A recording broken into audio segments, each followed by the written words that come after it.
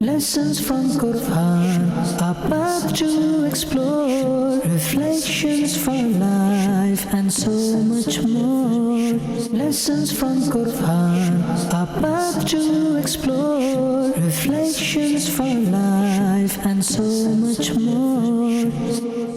Alhamdulillahi Rabbil Alameen, wassalatu wassalamu ala Sayyidil Anbiya'i wal Mursaleen. Amma ba'd, fa'a'udhu billahi minash shaitanir rajeem. Bismillahir Rahmanir Rahim. Respected viewers of Madani Channel, we once again welcome you in our program Lessons and Reflections. In this program, we select verses from the Holy Quran and we try and learn lessons of Quran, and then we try and reflect upon those lessons. Be with us from start till end, immense amount of knowledge, inshallah, you'll be learning today from Holy Quran and tafasir and ahadith, inshallah azza wa jal. Before we proceed towards our topic of the day, let's make few good intentions. My Shaykh Tariqat, Amir of Ahl Sunnah, Hazrat Allama Maulana Muhammad Ilyas Attar Qadri, Hafizahullah, has given us this beautiful mindset that we should make good intentions before we perform any permissible task or any good deed. As I am presenting this program, I make this intention, I'll deliver this for the pleasure of Allah subhanahu wa ta'ala. If you're watching, you can make this intention, you'll watch from start to end, you'll remember what you learn, act upon, and pass this knowledge on to others. It's always a good idea to ask your family members to come and sit in front of Madani Channel's TV screen. You'll get the reward of inviting them. If they learn something, they will act upon, you will get the reward too. They will benefit too, insha'Allah azza wa jal. Let's begin. The verse today we have selected. Allah subhanahu wa ta'ala has mentioned in the Holy Quran, Surah Al-Ma'idah, verse number 119. A'udhu billahi minash shaytanir rajeem. Bismillahir Rahmanir Rahim. قال الله هذا يوم ينفع الصادقين صدقهم لهم جنات تجري من تحتها الأنهار خالدين فيها أبدا رضي الله عنهم ورضوا عنه ذلك الفوز العظيم. Allah said, this is the day when the truthfulness of the truthful will benefit them. For them there are gardens beneath which rivers are flowing. They will reside therein forever. Allah is pleased with them and they are pleased with Him. This is the supreme success. Subhanallah. Respected viewers, in this verse, Allah subhanahu wa ta'ala has given the glad tidings to those who speak truth. They support haqq. They support the truth and they are truthful. And those who have spoken truth in this dunya, they will get its benefit on the day of judgment. Because in this dunya, this is the maqam of amal. This is the place to act. And the day of judgment, inshallah, will be the place where you will be given the jaza. You will get the reward for what you have done in this dunya. So inshallah, those they will be truthful. Those they will have spoken truth and would have mentioned the haqq. They will get its reward in a way that subhanallah, subhanallah. But he said, for them there are gardens beneath which rivers will be flowing, inshallah. They will reside therein forever, and this reward will not be limited, and this will be forever. And what a great glad tidings that Allah subhanahu wa ta'ala will be pleased with them, and they will be pleased with Allah subhanahu wa ta'ala. ذَلِكَ الْفَوْزُ الْعَظِيمُ. And then this success of getting the pleasure of Allah subhanahu wa ta'ala and getting the salvation forever from the court of Allah subhanahu wa ta'ala. This has been mentioned as ذَلِكَ الْفَوْزُ الْعَظِيمُ. This is supreme success. This is the success we should be after. We're always after the success of this dunya. I should be successful in this. I should be successful in this. But do we think that what is Fawzul Azim? What is the supreme success? Allahu Akbar. Before Allah subhanahu wa ta'ala, getting salvation on the day of judgment is Fawzul Azim. That is the supreme success. May Allah give us success in this dunya also, and may Allah give us success in the hereafter. But what is being classed as a supreme success, that is the success of the hereafter. So every wise person will want to attain that success which is supreme. And how can we get that? If we are truthful, if we always be with the truth, if we mention haqq, and the reward we have learned, subhanallah, the pleasure of Allah subhanahu wa ta'ala, Jannah from the court of Allah subhanahu wa ta'ala, residence there forever, and then the gardens beneath which insha'Allah rivers will be flowing for us, will be enjoying the blessings from the court of Allah subhanahu wa ta'ala. This is the reward of truthfulness. What is truth? Mentioning haqq is truth. What is truth? Believing in Allah subhanahu wa ta'ala is truth. What is truth? Believing in the Risala, the messengerhood of Rasulullah sallallahu alaihi wasallam is truth. What is truth? Islam is truth. What is truth? Quran is a truth. What is truth? Each and everything what Quran and Hadith they mention is haqq. This is truth. And the one who believes is a truthful one, insha'Allah azza wa jal. One of the meanings of truth is this also. Whereas this verse, the word sadiqeen, the truthful, who are they? They are those who are Anbiya and Mursaleen alayhi salam, and the followers of those messengers of Allah subhanahu wa ta'ala. Those they believed in those prophets and they followed. They did their obedience, they did their itaat. They are the ones. They are successful ones. They are truthful ones. As far as disbelievers are concerned, their truthfulness in this dunya will not benefit them in the hereafter, on the day of judgment.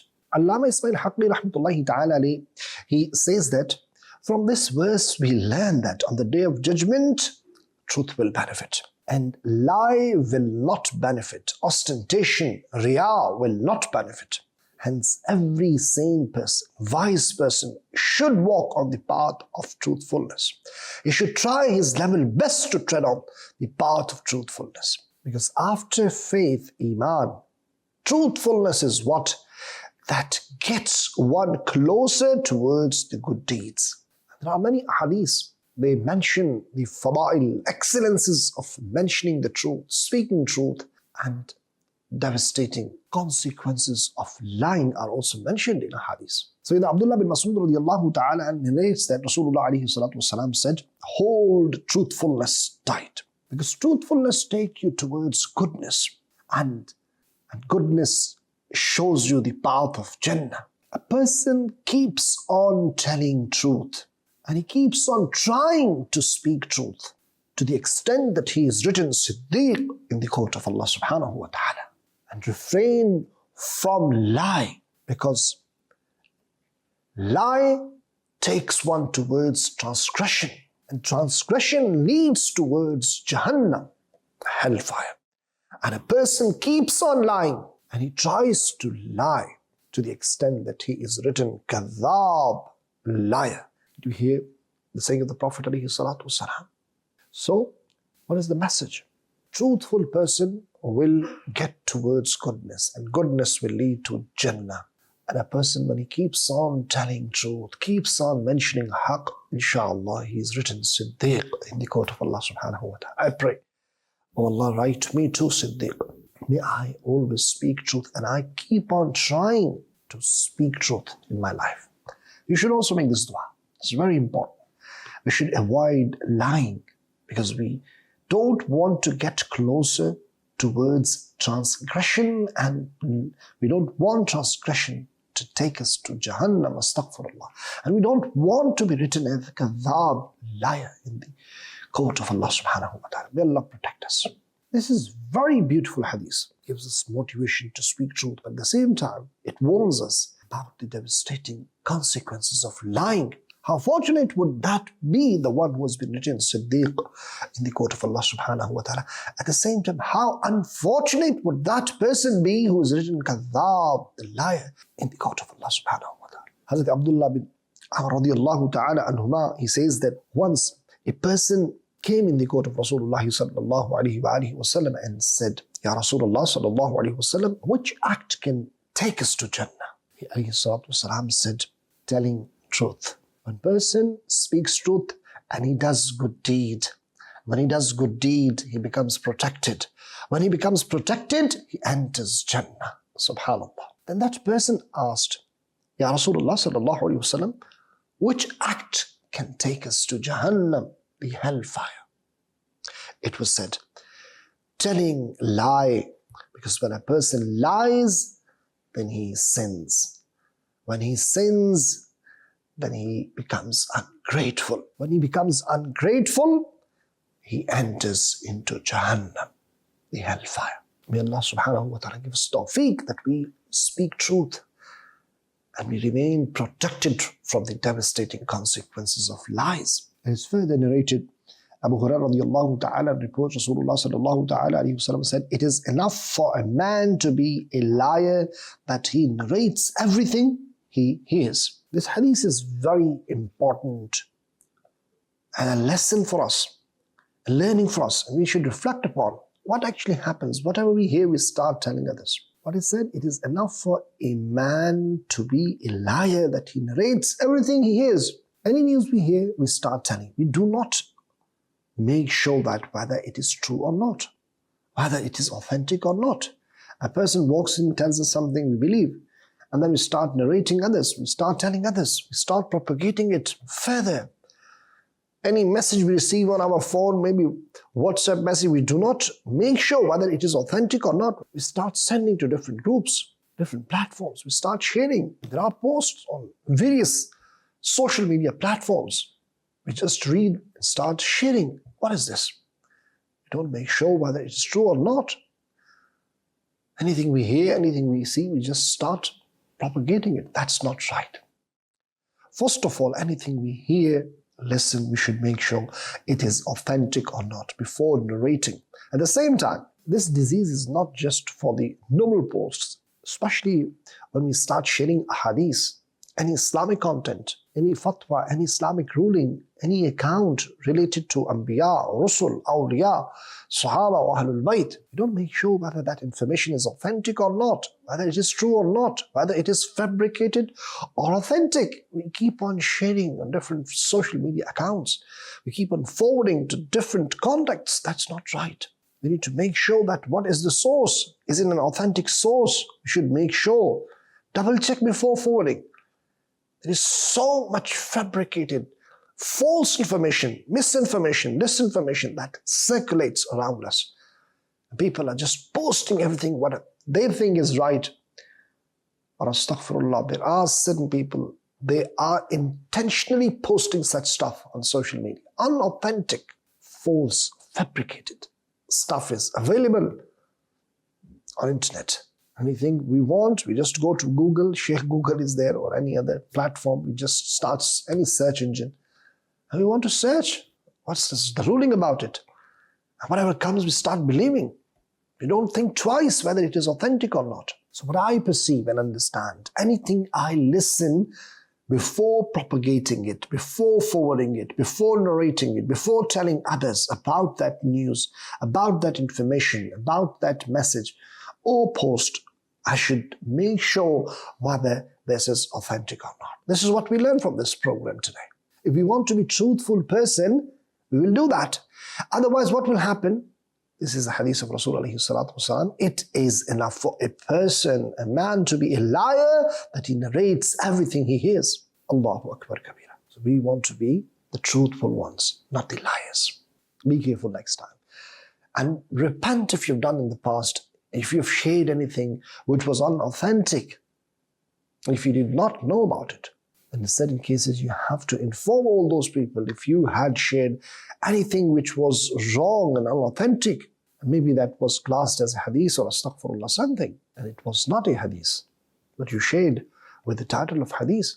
And there are people, astaghfirullah, they hear something, so information, they say, oh, it is written in Quran, it is written in hadith. Maybe that was just an account, maybe that was just an interpretation, maybe that was just a tafsir, maybe it was just a saying of any noble person. They heard from something, it looks like with Islamic, okay, fine. It's in Quran, it's in hadith. You want to keep on saying like this. No, my dear Islamic brothers, if you're not 100% sure something is mentioned in Quran, you can't tell it is in Quran. If you're not 100% sure he's the saying of the Prophet ﷺ, you cannot label it that it is a hadith of Rasul ﷺ. If you have not made sure that this account belongs to a certain Nabi ﷺ or any Sahabi Rasul or Ahlul Bayt or Awliya or Wali of Allah subhanahu wa ta'ala, if you're not sure, you can't label that. So we have to be very careful in this regard. And in the hadith of Rasul ﷺ, narrated by Abdullah ibn Mas'ud, the Prophet ﷺ said, a true believer is not involved in taunting or frequently cursing others or in indecency or abusing. So we need to be true believers. A true believer cannot abuse. Taunting, most of the time, that involves lying, isn't it? You taunt others. You say whatever you want to say, whatever is even not existed in that person, you say that's how you are. Astaghfirullah. You abuse others, astaghfirullah, verbal abuse. And you say whatever you want to say. Maybe that's not appropriate to say to that person. It's a complete lie. People, they lie like this. They abuse others like this. They taunt others. They hurt others' feelings. Such people cannot be true believers. We need to be true believers, respected viewers. We need to avoid cursing others from all sorts of indecency, from abusing. We need to refrain. We need to preserve and protect ourselves from all sorts of sins which have been mentioned here. Now, in the month of Ramadan, we need to be also careful. There is a hadith of Rasulullah ﷺ in Sahih Muslim. Abu Hurairah radiallahu ta'ala reports, Messenger of Allah sallallahu ta'ala alayhi wasallam said, whoever does not give a false statement, meaning telling lies and evil deeds, Allah is not in need of his fasting, leaving his food and drink. In the month of Ramadan, we fast, or in any other month, we fast, nafil fasts. But a person who is not abandoning lying, he doesn't stop lying, Allahu Akbar. So Allah is not in need of such a person's fasting. But he abandons food and drink, but he does not abandon lying. If you want to feel the essence of fasting, what you need to do? You need to keep the fasting of your tongue also. You cannot lie through your tongue. You have to speak truth from your tongue. You cannot hurt anyone's feeling through your tongue. You have to avoid tale-telling, backbiting, slandering, lying, hurting others' feelings, abusing others. Any form or shape of a sin that is done through tongue, we need to avoid. And anything good what we can speak and we can give comfort to others, we should use this tongue for. This is the essence of fasting. Because fasting should stop us not only from the halal acts, by the order of Allah subhanahu wa ta'ala, what we are doing, but at the same time, something's already haram, not allowed, impermissible. We need to avoid them anyway, isn't it? But more in Ramadan, more during the fasting time. We need to be more careful. Why? Because we are fasting.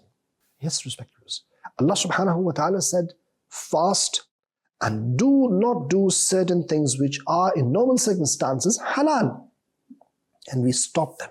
We don't eat, we don't drink. Those married couples, they also avoid intimacy with their partners during Ramadan fasting time. Why? Because Allah subhanahu wa ta'ala has ordered not to do. Even in normal circumstances, these acts are halal. But what about during fasting? If something is already haram in Islam, lying, backbiting, hurting others' feelings. So we need to avoid in Ramadan, during fasting, other than Ramadan, other than fasting. Anyway, this is the practice. This is what we are learning from Ramadan al-Kareem. This is the training in Ramadan. We need to be ready that in Ramadan, when we abandon even halal things upon the order of Allah subhanahu wa ta'ala, other than Ramadan, we will abandon haram anyway, inshaAllah. Throughout the year, whether it is Ramadan or not, haram has to be abandoned anyway. That's all for today. We'll be back with another beautiful episode.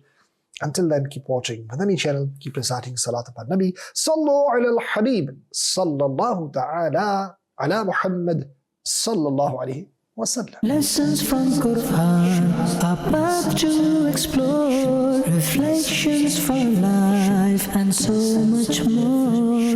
Lessons from Quran, a path to explore. Reflections for life and so much more.